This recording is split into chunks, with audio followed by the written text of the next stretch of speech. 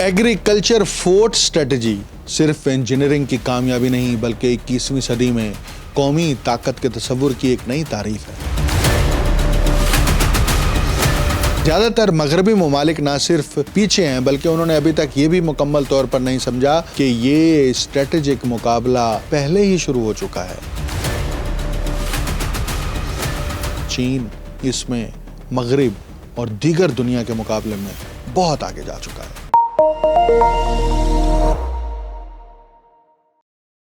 आप देख रहे हैं untold story with doctor Akmal Soomro.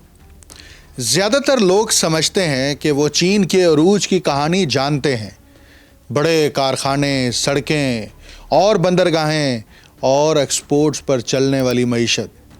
लेकिन असल कहानी कुछ और है जिसे बहुत कम लोग समझते हैं। चीन का सबसे तरक्की याफ्ता सिस्टम इसकी इंडस्ट्री नहीं है और ना ही बेल्ट एंड रोड का मेगा प्रोजेक्ट। असल ताकत इससे भी ज़्यादा बुनियादी चीज़ में है। यही वो वजह है कि 1.4 अरब लोग ऐसी ज़मीन पर रोज़ाना 3 वक्त खाना खाते हैं जो आम अंदाज़ों के मुताबिक आधी आबादी को भी नहीं संभाल सकती। और ये मामला तिजारती जंगों, टेक्नोलॉजी की दौड़ या फौजी ताकत बढ़ाने से भी ज़्यादा अहम है। चीन के पास दुनिया की काबिल काश ज़मीन का सिर्फ 7% हिस्सा है, लेकिन वो दुनिया की 18% आबादी को खुराक फराहम करता है। अगर हिसाब लगाएं तो ये तकरीबन 2.5 गुना ज़्यादा पैदावार बनती है। ये एक ऐसी बात है जिसे वेस्टर्न एग्रीकल्चर के जो एक्सपर्ट्स हैं वो इसे तकरीबन नामुमकिन समझते हैं। तो ये कैसे मुमकिन हो रहा है? यही बात सही तौर पर कम ही लोग समझाते हैं। चीन की ग़िज़ाई खुद कफ़ालत 3 जुड़े हुए सिस्टम्स पर कायम है जो मिलकर काम करते हैं, मगर अक्सर तज्ज़ियाकार उन्हें नज़रअंदाज कर देते हैं। इसे आप एग्रीकल्चर ट्राइकॉन कह सकते हैं। बीजों की खुद मुख्तारी, इंफ्रास्ट्रक्चर का भरपूर इस्तेमाल और तज़वीराती ज़खायर का सिस्टम। हर निज़ाम अपनी जगह अहम है, लेकिन जब ये तीनों इकट्ठे काम करते हैं तो ऐसा ढांचा बनता है जिसकी नकल दुनिया का कोई और मुल्क नहीं कर सका। हकीकत यह है कि मगरिब ना सिर्फ इसकी नकल करने में नाकाम रहा है बल्कि बहुत से पॉलिसी साज तो इसके वजूद से भी पूरी तरह वाकिफ़ नहीं। सबसे पहले बीजों की खुद मुख्तारी से मुताल्लिक समझें। याद रखें, जो बीजों पर कंट्रोल रखता है वही तहजीब पर कंट्रोल रखता है। बीजिंग में नेशनल क्रॉप जम्स बैंक कायम है। वहाँ -18 डिग्री सेंटीग्रेड पर 5,20,000 मुख्तलिफ अक़साम के बीज महफूज हैं। जी हाँ, 5,20,000। ये दुनिया का दूसरा बड़ा बीज का ज़ख़ीरा है। पहले नंबर पर नॉर्वे का स्वालबार्ड आलमी बीज ज़ख़ीरा है, लेकिन फ़र्क ये है कि चीन का निज़ाम सिर्फ ज़ख़ीरा नहीं बल्कि एक्टिव भी है। और हर साल चीनी साइंसदान तकरीबन 3,000 नई फसलों की अक़साम तैयार करते हैं जो मुख्तलिफ़ इलाक़ों के मख़सूस हालात के मुताबिक बनाई जाती हैं। इसके मुकाबले में अमेरिका तकरीबन 400 नई अक़साम जारी करता है। ज़मीनी हकीकत में इसका बहुत गहरा असर है। मिसाल के तौर पर शुमाली चीन का मैदान, जहां चीन की 60% से ज़्यादा गंदम पैदा होती है, वहां सालाना औसत बारिश 550 मिलीमीटर है, जबकि अमेरिका की रियासत कैनसास में तकरीबन 700 मिलीमीटर बारिश होती है। सूबा शंजूक के बाज़ इलाकों में मट्टी में नमकियात की मिकदार इतनी ज़्यादा है कि आम गंदम की इकसाम 2 फसलों के अंदर ख़त्म हो जाए। तो चीन ने क्या किया है?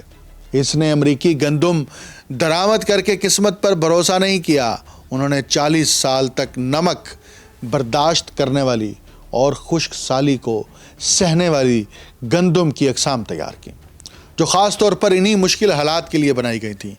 इसका नतीजा ये निकला कि चीन के शुमाली मैदानों में 1980 के बाद गंदम की पैदावार में 340% इजाफा हुआ है। ये सिर्फ बतदरीज तरक्की नहीं है बल्कि ये एग्रीकल्चरल रेवोल्यूशन है। مغربی تجزیہ کار اکثر غلطی سے سمجھتے ہیں کہ چین کی ایگریکلچر ڈیولپمنٹ صرف بہتر کھاد یا زیادہ مشینری کی وجہ سے ہوئی ہے۔ اصل بنیاد بایولوجیکل ٹیکنالوجی ہے، یعنی بیجوں کی ایسی ٹیکنالوجی جسے کئی دہائیوں تک منظم انداز میں ترقی دی گئی۔ نائجنگ زرعی یونیورسٹی کے ایک ماہر نباتات کے مطابق امریکہ زیادہ سے زیادہ پیداوار کے لیے بہترین حالات میں فصل اگانے پر توجہ دیتا ہے، جبکہ چین بدترین حالات میں بھی قابل قبول پیداوار حاصل کرنے کی کوشش کرتا ہے۔ یہی بنیادی سوچ کا فرق ہے۔ چین کی غذائی سلامتی کو سمجھنے میں مدد دیتا ہے۔ بیجوں پر خود انحصاری صرف اچھی فصلیں حاصل کرنے تک محدود نہیں، بلکہ یہ اسٹریٹجک آزادی کا معاملہ ہے۔ چین نے دیکھا کہ کس طرح مغربی کمپنیز نے لیٹن امریکہ اور افریقہ میں بیجوں کے پیٹنٹ پر کنٹرول حاصل کر کے کسانوں کو ہر سال بیج خریدنے پر مجبور کیا، جیسے مونسینڈو اور سنجنٹا جیسی کمپنیز سے۔ اس لیے چین نے فیصلہ کیا کہ اس کے ساتھ ایسا کبھی نہیں ہوگا۔ آج چین کی مقامی کمپنیز تقریباً 95% بیج مارکیٹ پر کنٹرول رکھتی ہیں، جبکہ غیر ملکی بیجوں کو فروخت سے پہلے کئی سال کی جانچ اور حکومتی منظوری درکار ہوتی ہے۔ کچھ لوگ اسے تحفظ پسندی کہتے ہیں، مگر چین اسے بقا کی حکمت عملی سمجھتا ہے۔ تاہم صرف بیجوں پر خود انحصاری کافی نہیں، کیونکہ بہترین بیجوں کو بھی پانی، انفراسٹرکچر اور بڑے پیمانے پر لاجسٹکس کی ضرورت ہوتی ہے۔ اسی لیے چین نے ایک دوسرا سسٹم بنایا جسے انفراسٹرکچر کو زیادہ سے زیادہ بہتر بنانے کا نظام کہا جاتا ہے، جو مغربی زرعی ماڈل سے بالکل مختلف سوچ کی نمائندگی کرتا ہے۔ اگرچہ لوگ جانتے ہیں کہ چین ہائی سپیڈ ریل، سڑکیں اور بندرگاہیں بناتا ہے، لیکن اس کا سب سے بڑا انفراسٹرکچر نیٹ ورک پانی کی ترسیل کے لیے ہے۔ 1949 کے بعد سے چین نے 98,000 ڈیم بنائے، جو دنیا کے باقی تمام ممالک سے زیادہ ہیں، اور 4,60,000 کلومیٹر طویل نہری نظام بنایا، جو زمین کے گرد 11 چکر لگانے کے برابر ہے۔ اس میں 2700 کلومیٹر طویل 3 نہری نظام شامل ہیں، جو ہر سال 44.8 ارب مکعب میٹر پانی یانگزی دریا کے طاس سے خشک شمالی علاقوں کی طرف منتقل کرتے ہیں۔ صرف مشرقی روٹ کی لاگت 38 ارب ڈالر ہے، جبکہ مرکزی روٹ پر مزید 32 ارب ڈالر خرچ ہوئے۔ مغربی روٹ، جو ابھی زیر تعمیر ہے، براہ راست تبت کے سطح مرتفع کے نیچے سے سرنگ بنا کر گزرے گا۔ یہ انجینئرنگ اس قدر بڑے پیمانے کی ہے کہ اسے دیکھ کر پاناما نہر ایک چھوٹی نالی کی طرح لگتی ہے۔ اصل بات یہ ہے کہ یہ منصوبہ صرف پانی منتقل کرنے کے لیے نہیں، بلکہ پانی کے انفراسٹرکچر کو ایک اسٹریٹجک اور فوجی سطح کے قومی اثاثے کے طور پر استعمال کرنے کے لیے بنایا گیا ہے۔ پانی کا انفراسٹرکچر صرف سول انجینئرنگ نہیں، بلکہ قومی سلامتی کا معاملہ ہے، اور یہ نظام صرف بڑے منصوبوں تک محدود نہیں رہتا۔ چین نے اپنے شمالی زرعی علاقوں میں 30 کروڑ سے زیادہ ڈرپ اریگیشن سسٹم نصب کیے ہیں۔ یہ تمام سسٹم مرکزی مانیٹرنگ نیٹ ورک سے جڑے ہوئے ہیں، جو ہر کھیت میں پانی کے استعمال کو مانیٹر کرتا ہے۔ سنکیانگ کے کسانوں کو موبائل فون پر الرٹس ملتے ہیں، جن میں بتایا جاتا ہے کہ کب پانی دینا ہے، کتنا پانی دینا ہے، اور کون سی فصل کو زیادہ توجہ کی ضرورت ہے۔ یہی وجہ ہے جہاں پانی کا انفراسٹرکچر بیجوں کی ٹیکنالوجی سے جڑ جاتا ہے۔ پہلے جن خشک سالی برداشت کرنے والی گندم کی اقسام کا ذکر ہوا تھا، وہ خاص طور پر کنٹرولڈ آبپاشی کے حالات میں زیادہ پیداوار دینے کے لیے تیار کی گئی ہیں۔ بیج اور پانی کا انفراسٹرکچر ایک ہی مربوط نظام کے طور پر تیار کیا گیا ہے۔ ایک ماہر معاشیات کے مطابق چین ہر سال زرعی آبی انفراسٹرکچر پر اتنا خرچ کرتا ہے جتنا زیادہ تر ممالک اپنے پورے فوجی بجٹ پر خرچ کرتے ہیں۔ یہ رقم تقریباً 127 ارب یوان یعنی 18 ارب ڈالر سالانہ ہے، جو صرف آب پاشی کے نظام کی دیکھ بھال اور توسیع پر خرچ ہوتی ہے۔ ایک تلخ حقیقت ہے جسے زیادہ تر ماہرین خوراک کھل کر نہیں کہتے کہ اگر موسمیاتی تبدیلی تیز ہوتی ہے اور خشک سالی بڑھتی ہے تو چین شاید واحد بڑا زرعی ملک ہوگا جس کا انفراسٹرکچر ان چیلنجز سے نمٹنے کے لیے تیار ہے۔ امریکہ کے مڈ ویسٹ خطے کی زراعت زیادہ تر بارش اور زیر زمین پانی پر انحصار کرتی ہے، جبکہ چین کی زراعت انجینئرڈ پانی کی تقسیم کے نظام پر منحصر ہے۔ یہ سب اتفاق نہیں بلکہ 50 سالہ اسٹریٹجک پلاننگ کا نتیجہ ہے۔ انفراسٹرکچر ایک اور مسئلہ بھی پیدا کرتا ہے جسے زیادہ تر تجزیہ کار نظر انداز کر دیتے ہیں۔ آپ فصلیں اگا سکتے ہیں اور کھیتوں کو پانی دے سکتے ہیں، لیکن یہ کیسے یقینی بنایا جائے کہ 1.4 ارب لوگوں کو خشک سالی، وبائی بیماری یا جنگ کے دوران کھلانے کے لیے کافی اناج ذخیرہ کیا جا سکے؟ یہی وہ تیسرا نظام ہے اور یہ وہ چیز ہے جو مغربی حکمت سازوں کو زیادہ پریشان کرتی ہے۔ ایک حیران کن حقیقت یہ ہے کہ چین کے پاس دنیا کے تقریباً 65 سے 69% مکئی کے ذخائر، تقریباً 60% چاول کے ذخائر اور تقریباً 51% گندم کے ذخائر موجود ہیں، یعنی دنیا کے اناج کے زیادہ تر ذخائر ایک ہی ملک کے پاس ہیں۔ یہ کیسے ممکن ہوا اور اس پر زیادہ بات کیوں نہیں کی جاتی؟ اس کا جواب چین کے اسٹریٹجک ریزرو سسٹم میں ہے، جو اس کے زرعی سسٹم کا سب سے خفیہ حصہ سمجھا جاتا ہے۔ ذرا غور کریں کیونکہ اس کے بعد کی بات عالمی غذائی سلامتی کو سمجھنے کا پورا تصور بدل دیتی ہے۔ اسٹریٹجک ریزرو سسٹم چین کی زرعی حکمت عملی کا تیسرا ستون ہے اور یہ کسی خوراک کے پروگرام سے زیادہ ایک فوجی آپریشن کی طرح کام کرتا ہے۔ زیادہ تر ممالک اناج کے ذخائر رکھتے ہیں۔ مثال کے طور پر امریکہ تقریباً 30 دن کی خوراک کا ذخیرہ رکھتا ہے، جبکہ یورپی یونین بھی اسی سطح کے ذخائر برقرار رکھتے ہیں، جو عام طور پر قلیل مدتی بحران سے بچاؤ کے لیے ہوتے ہیں۔ لیکن چین کے پاس اتنے ذخائر ہیں جو اس کی پوری آبادی کو کم از کم 18 سے 24 ماہ تک کھلا سکتے ہیں، یعنی 2 سال تک۔ اگر کوئی بڑا بحران بھی آ جائے تو چین کے پاس اپنی عوام اور اپنی قوم کو کھلانے کے لیے اناج کا وافر ذخیرہ موجود ہے۔ کچھ ماہرین کے مطابق اصل مقدار اس سے بھی زیادہ ہو سکتی ہے، لیکن چین کی ریاستی کونسل کے باہر کوئی بھی اس کی درست مقدار نہیں جانتا۔ چین کی مجموعی اناج ذخیرہ کرنے کی صلاحیت تقریباً 660 ملین میٹرک ٹن ہے۔ یہ وہ مقدار نہیں جو ان کے پاس موجود ہے، بلکہ یہ زیادہ سے زیادہ ذخیرہ کرنے کی گنجائش ہے۔ اصل ذخائر خفیہ ہیں، لیکن سیٹلائٹ ڈیٹا اور درآمدی ریکارڈ سے اندازہ لگایا جاتا ہے کہ چین عام طور پر کم از کم 300 ملین ٹن گندم، مکئی اور چاول ذخیرہ رکھتا ہے۔ عملی طور پر اس کا مطلب یہ ہے کہ اگر چین کے تمام کھیت تباہ ہو جائیں اور زرعی نظام مکمل طور پر ناکام ہو جائے تو بھی حکومت تقریباً 2 سال تک اپنی آبادی کو کھانا فراہم کر سکتی ہے۔ جب تک کوئی متبادل حل تلاش نہ کر لیا جائے، دنیا کے کسی اور ملک کے پاس یہ صلاحیت نہیں ہے۔ اناج کے ذخائر چین کے 31 صوبوں میں ایسے مراکز میں تقسیم کیے گئے ہیں جو فوجی حملوں سے بچنے کے لیے خصوصی طور پر مضبوط بنائے گئے ہیں۔ ان میں زیر زمین بنکر، دھماکوں سے محفوظ عمارتیں اور بیک اپ سسٹم شامل ہیں۔ اگرچہ بڑی ذخیرہ گاہوں کی اصل جگہیں خفیہ ہیں، لیکن شواہد سے لگتا ہے کہ انہیں اس طرح رکھا گیا ہے کہ وہ ایٹمی حملے کی صورت میں بھی محفوظ رہ سکیں۔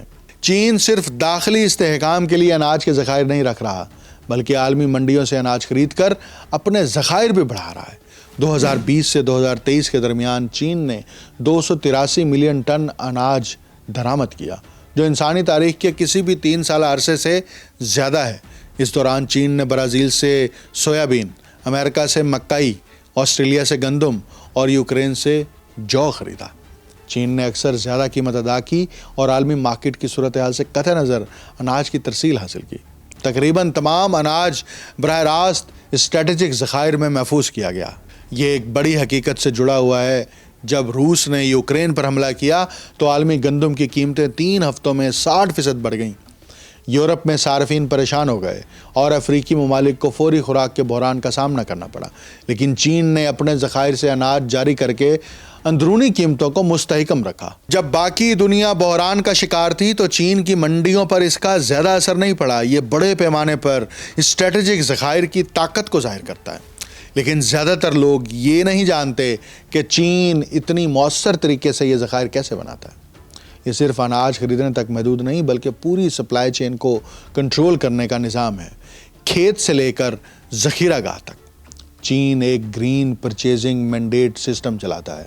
ہر فصل کی کٹائی کے موسم میں سرکاری کمپنیز زرعی علاقوں میں جاتی ہیں اور کسانوں کو مارکیٹ سے زیادہ یعنی یقینی خریداری قیمتیں پیش کرتی ہیں۔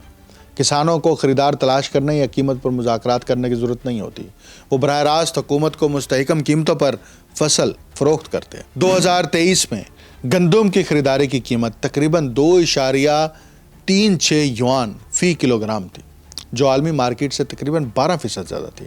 یہ اضافی قیمت حکومت کو سالانہ تقریباً 47 ارب یوان لاگت میں پڑتی ہے۔ بدلے میں حکومت کو ملکی پیداوار پر پہلے حق مل جاتا ہے، یعنی نجی مارکیٹ تک پہنچنے سے پہلے ہی اناج سرکاری ذخائر میں چلا جاتا ہے۔ زیادہ تر لوگ سمجھتے ہیں کہ چین کی زرعی کامیابی صرف پیداوار کی وجہ سے ہے، لیکن حقیقت مختلف ہے۔ اصل بات کنٹرول کی ہے، بیجوں، پانی، فصل اور ذخیرہ کرنے کے نظام پر کنٹرول، تاکہ کسی بھی بحران کا مقابلہ کیا جا سکے۔ یہ تیسرا نظام صرف چین کو غذائی بحران سے بچاتا نہیں، بلکہ اسے اسٹریٹجک اثر و رسوخ بھی دیتا ہے، جسے ابھی بھی بہت سے تجزیہ کار مکمل طور پر سمجھ نہیں سکے۔ اس پورے نظام کو سمجھنے کے لیے تینوں سسٹمز کو ایک ساتھ دیکھنا ضروری ہے۔ اصل طاقت اس وقت ظاہر ہوتی ہے جب یہ تمام سسٹم ایک متحد اسٹریٹجک ڈھانچے کے طور پر کام کرتے ہیں۔ بیجوں پر خود انحصاری حیاتیاتی آزادی فراہم کرتی ہے، جبکہ انفراسٹرکچر کی زیادہ سے زیادہ ترقی جغرافیائی رکاوٹوں پر قابو پانے میں مدد دیتی ہے۔ اسٹریٹجک ذخائر وقتی تحفظ فراہم کرتے ہیں، یعنی کسی بھی بحران کو اس کی مدت سے قطع نظر برداشت کرنے کی صلاحیت۔ اس بات کو یوں سمجھیں، فوجی طاقت کے لیے مضبوط اور اچھی طرح کھلائے گئے فوجی درکار ہوتے ہیں، صنعتی طاقت کے لیے صحت مند مزدور ضروری ہیں، ٹیکنالوجی کی ترقی کے لیے سائنسدان چاہیے، اور سیاسی استحکام کے لیے خوشحال شہری ضروری ہیں۔ ہر قسم کی قومی صلاحیت کا انحصار ایک بنیادی سوال پر ہوتا ہے: کیا کوئی ملک ہر حالت میں اپنی آبادی کو کھانا فراہم کر سکتا ہے؟ اس سوال کے لیے چین کا جواب کسی بھی دوسرے ملک سے زیادہ جدید اور منظم ہے۔ آنے والے 20 سالوں میں 3 بڑے منظرنامے سامنے آ سکتے ہیں جو عالمی طاقت کے توازن کو بدل دیں گے، اور جن پر زیادہ تجزیہ کار بات نہیں کر رہے۔ پہلا منظرنامہ موسمیاتی فرق کا ہے۔ اگر گلوبل وارمنگ تیز ہو گئی تو خشک سالی بڑھ سکتی ہے، اور دنیا کے بڑے زرعی علاقوں میں فصلوں کی پیداوار 15 سے 25% تک کم ہو سکتی ہے۔ زیادہ تر ممالک محدود عالمی سپلائی سے خوراک درآمد کرنے کی کوشش کریں گے، قیمتیں بڑھ جائیں گی، اور خوراک کی کمی سماجی بدامنی اور سیاسی عدم استحکام پیدا کر سکتی ہے۔ لیکن چین کی خشک سالی برداشت کرنے والی بیجوں کی اقسام، جدید آبی انفراسٹرکچر اور بڑے اناج ذخائر اسے ان بحرانوں سے کم نقصان کے ساتھ نکلنے میں مدد دے سکتے ہیں، جس سے وہ نسبتاً زیادہ مضبوط ہو سکتا ہے۔ دوسرا منظرنامہ سپلائی چین کو بطور ہتھیار استعمال کرنے کا ہے۔ جیسے جیسے جغرافیائی سیاسی کشیدگی بڑھے گی، خوراک کی برآمدات بھی توانائی کی برآمدات کی طرح سیاسی ہتھیار بن سکتی ہیں، جیسا کہ روس کے یوکرین پر حملے کے بعد ہوا تھا۔ کچھ ممالک چین کے ساتھ تجارتی پابندیاں لگانے کی کوشش کر سکتے ہیں، لیکن چین کی اندرونی پیداوار اور تقریباً 2 سال تک چلنے والے اناج کے ذخائر ایسے پابندیوں کو غیر مؤثر بنا سکتے ہیں۔ اس کے ساتھ ساتھ وہ ممالک جو افریقہ اور جنوبی امریکہ میں چینی زرعی سرمایہ کاری پر انحصار کرتے ہیں، اپنی غذائی سلامتی کو بیجنگ کی سفارتی ترجیحات سے جڑا ہوا پائیں گے۔ تیسرا منظرنامہ مستقبل کے کسی عالمی بحران میں اسٹریٹجک دباؤ ڈالنے سے متعلق ہے، مثلاً تائیوان یا جنوبی چین سمندر جیسے علاقوں میں معاشی یا سیاسی کشیدگی۔ چین عالمی منڈیوں پر اثر انداز ہونے کے لیے اپنے اناج کے ذخائر جاری یا روک سکتا ہے، نہ خیراتی مقصد سے بلکہ ایک ریاستی حکمت عملی کے طور پر۔ خوراک کی کمی کا سامنا کرنے والے ممالک کو اپنی سفارتی پالیسیوں کے ذریعے نتائج کا سامنا کرنا پڑ سکتا ہے۔ یہ ذخائر بغیر فوجی طاقت استعمال کیے عالمی اثر و رسوخ کا ذریعہ بن سکتے ہیں۔ زیادہ تر لوگ سمجھتے ہیں کہ چین کا زرعی نظام صرف اپنی آبادی کو کھانا فراہم کرنے کے لیے ہے، لیکن حقیقت اس سے مختلف ہے۔ یہ ایسا نظام ہے جو چین کو ایسے اسٹریٹجک اختیارات دیتا ہے جو کسی اور ملک کے پاس نہیں۔ یہ کیوں اہم ہے؟ اگلے 50 سال کی عالمی سیاست وسائل کی سلامتی سے اسی طرح متاثر ہوگی جیسے گزشتہ 50 سال فوجی اتحادوں سے متاثر رہی ہے۔ جو ممالک خوراک، پانی اور توانائی پر کنٹرول رکھیں گے وہ عالمی اصول طے کریں گے۔ اس وقت چین خود کو عالمی غذائی استحکام کے لیے ایک ناگزیر ملک بنانے کی پوزیشن میں لا رہا ہے۔ یہ بات صرف بڑی معیشت یا مضبوط فوج رکھنے کے بارے میں نہیں ہے، بلکہ اس بارے میں ہے کہ بحران کے وقت کون بقا کی ضمانت دے سکتا ہے۔ اسی معیار پر چین نے ایسی صلاحیتیں پیدا کر لی ہیں جن کا مقابلہ بہت کم ممالک کر سکتے ہیں۔ ایگریکلچر فورٹ اسٹریٹجی صرف انجینئرنگ کی کامیابی نہیں بلکہ 21ویں صدی میں قومی طاقت کے تصور کی ایک نئی تعریف ہے۔ اور تکلیف دہ حقیقت یہ ہے کہ زیادہ تر مغربی ممالک نہ صرف پیچھے ہیں بلکہ انہوں نے ابھی تک یہ بھی مکمل طور پر نہیں سمجھا کہ یہ اسٹریٹجک مقابلہ پہلے ہی شروع ہو چکا ہے۔ چین اس میں مغرب اور دیگر دنیا کے مقابلے میں بہت آگے جا چکا ہے۔ مجھے ڈاکٹر اکمل سومرو کو اجازت دیجیے۔ اللہ حافظ۔